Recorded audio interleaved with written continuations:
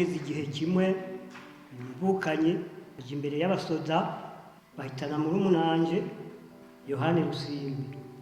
Ikigo rero kuri iyo porogaramu narimo, hanyuma Imana irakinga jewe umuhana wanje ntibawushikako.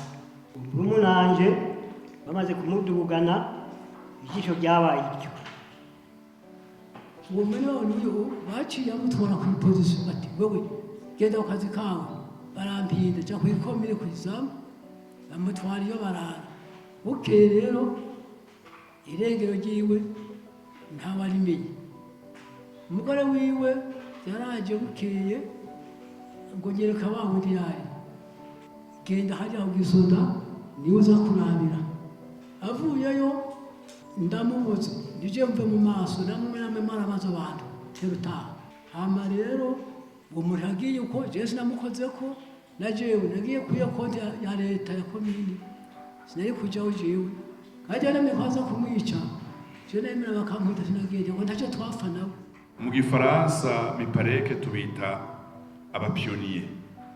Abapionnier no kuvuga abaje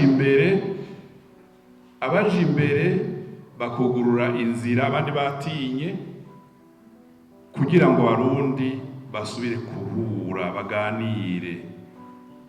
Naratohoje namenya yuko mu misi ya mbere mutorohewe barabitubwiye, ariko akagumye abantu bagumako.